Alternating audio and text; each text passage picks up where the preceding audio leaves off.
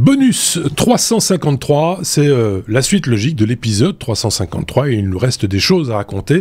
En tout cas, mes petits camarades ont des choses à raconter, à savoir David d'un côté. Bonjour David, et puis de l'autre Xavier, bonjour Xavier, puisque c'était vous qui étiez dans l'épisode 353. Si vous n'avez pas encore vu ou entendu l'épisode 353, vous pouvez aller le regarder quand vous le voulez. Il n'y a pas de... Quoique, cette fois-ci, il y a peut-être une petite liaison entre les deux. Mais bon, peu importe, ce sont des informations qui normalement tiennent debout toutes seules, comme on dit. Donc ça devrait fonctionner quand même aussi. Vous pouvez même écouter le 352, le 351, le 350 si ça vous chante. Moi, j'ai rien contre l'idée. Franchement, vous faites comme vous voulez. C'est comme ça. Xavier, on commence... Non, pardon, David. Non, David. David, on parle de Microsoft qui va demander pour installer Windows 11 Pro, il faudra un compte Microsoft, ça, je vais y arriver, un compte Microsoft obligatoire pour installer Windows 11 Pro. Oui, on le sentait déjà arriver parce que les dernières images ISO d'installation de Windows 10 demandaient déjà un compte Microsoft lors de l'installation, mais il y avait toujours moyen de choisir de créer un compte local. Pour Windows 11, c'était un petit peu plus vicieux parce qu'en fait, il demandait de créer un compte Microsoft, il ne donnait pas d'autre option. En fait, en tapant une adresse bidon et un mot de passe bidon, en faisant suivant, comme il ne trouvait pas le compte, il proposait de faire un compte local.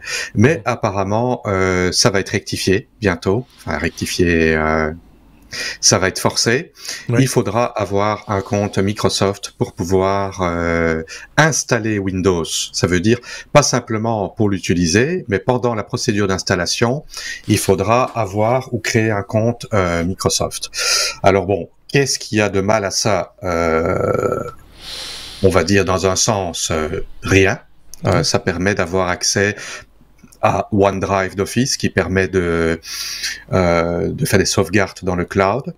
Ça permet de sauvegarder ses paramètres, de sauvegarder les applications qui sont installées, de pouvoir stocker également sur le compte Microsoft les clés d'encryption des disques si on utilise DriveCrypt. Ça, c'est pour Windows professionnel. On utilise BitLocker, ainsi que les licences et de pouvoir gérer tout ça du compte Microsoft. Maintenant, d'un autre côté, évidemment, Microsoft a un intérêt à pouvoir utiliser toutes nos données personnelles à des fins commerciales. Vu que c'est comme ça qu'ils gagnent leur vie en grosse partie. Mais c'est aussi ne plus avoir le choix entre moi je veux garder ma carte d'identité dans ma poche ou je veux la mettre oui, c'est ça. sur un système en ligne, comme on parlait à l'épisode principal en fin d'épisode. Oui, par rapport à Google par exemple, ou par rapport à Apple aussi, c'est tout ça c'est de la même. Et donc je trouve ça très dommageable de retirer le choix. Parce que on n'a pas toujours envie d'avoir un ordinateur qui est connecté à Internet. On a peut-être envie, parfois, dans des laboratoires ou dans des lieux sécurisés, on a peut-être envie d'avoir une machine qui n'est pas connectée à Internet et de pouvoir l'installer. Non, l'installation, on sera obligatoirement obligé de se connecter à Internet et de se connecter au compte. Une fois qu'on est connecté, une fois qu'on a fait l'installation, une fois qu'on a configuré ces machines, on peut fonctionner offline tout de même. Je veux dire, on n'a pas besoin d'Internet pour fonctionner. On n'a pas besoin d'Internet pour fonctionner. Par contre, il va rappeler sans cesse qu'il ne sait pas se connecter au compte Microsoft. Ah, c'est embêtant. Il va inviter à se connecter. C'est assez agaçant. Ouais. J'ai personnellement essayé et j'ai simplement essayé et tout simplement là je suis venu en Belgique, mes laptops n'avaient pas de configuration Wi-Fi au début, donc quand je les ai démarrés, malgré que je n'ai pas fait l'installation avec un compte oui, parce qu'il y a deux choses.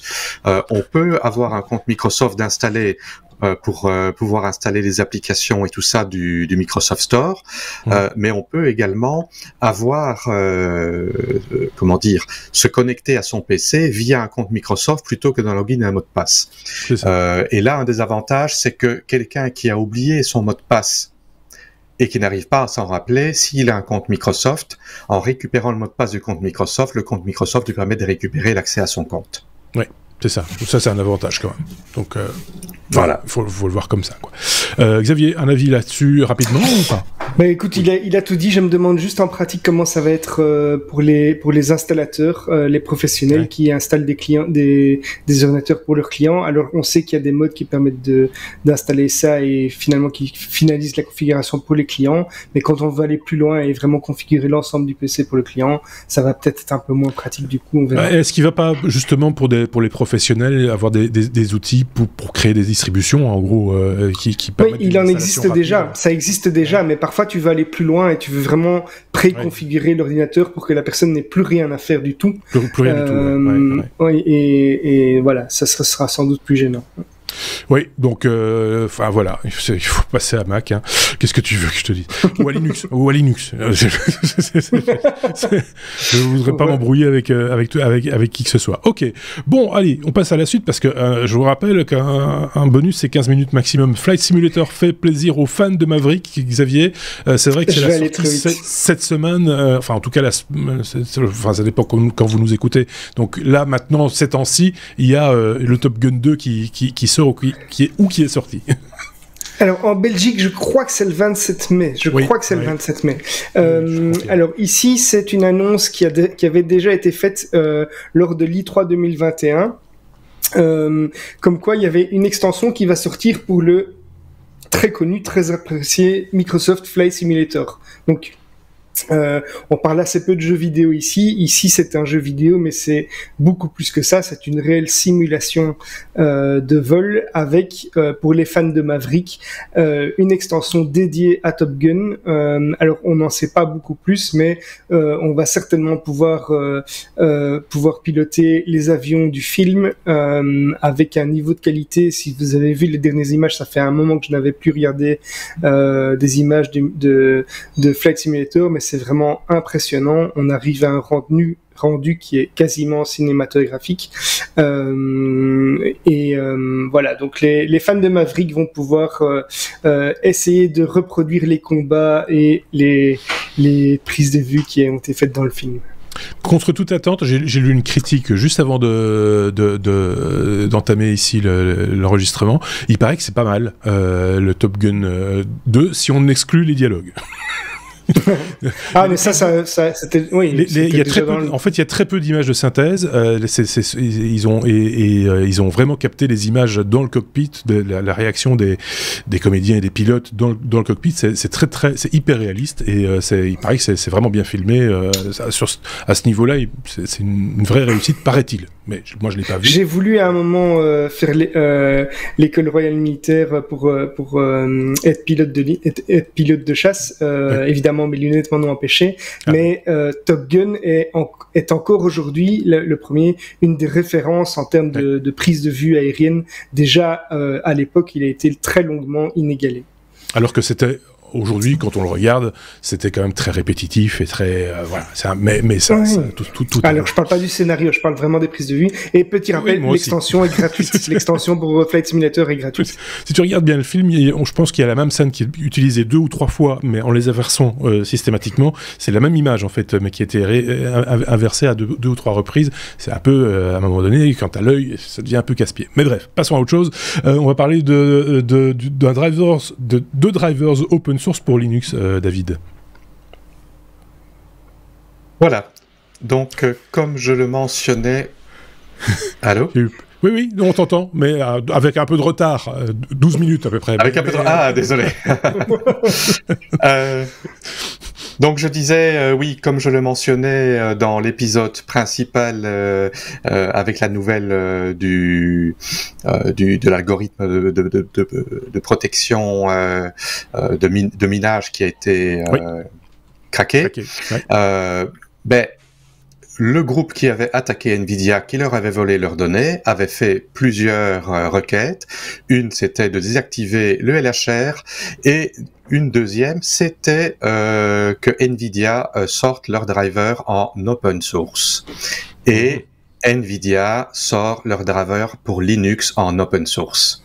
Alors j'ai trouvé ça vraiment très intéressant, mais très intéressant et bien en même temps. Mais ça faisait... Nvidia ne voulait pas sortir leur driver en open source, il n'en était pas question, les gens pouvaient danser sur leur tête, et là maintenant Nvidia sort un driver Linux open source. Je trouve ça très bien. C'était ça ou bien les hackers le publiaient? Oui, ça reste magique.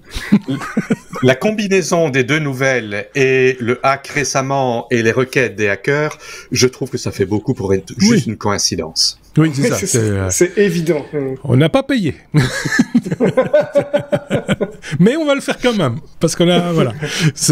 Non, mais c'est une très bonne nouvelle, effectivement, parce que il existe des applications, par exemple, de traitement vidéo, de traitement 3D, etc., d'excellentes factures qui tournent sous Linux. Mais le problème que l'on rencontre assez fréquemment, en tout cas, quand on veut pas mettre trop d'argent en jeu, c'est justement d'avoir des GPU correct, entre guillemets, sans devoir passer à des trucs pro qui coûtent très très cher.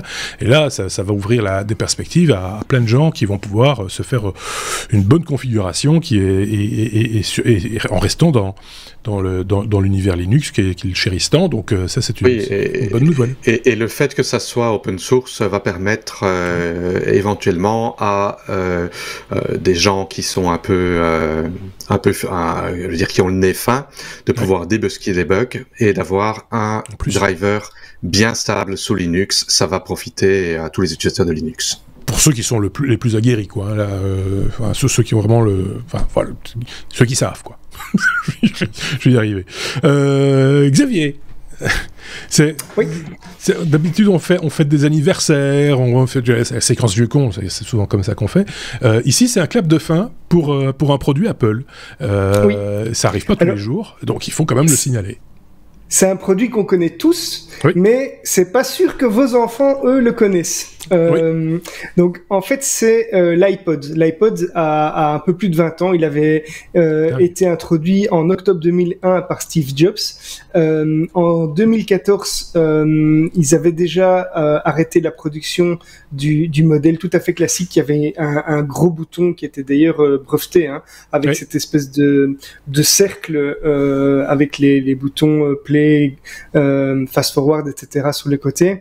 En 2017, ils avaient abandonné les iPod Nano et les iPod Shuffle qui étaient des tout petits lecteurs pratiques pour ceux qui couraient, etc.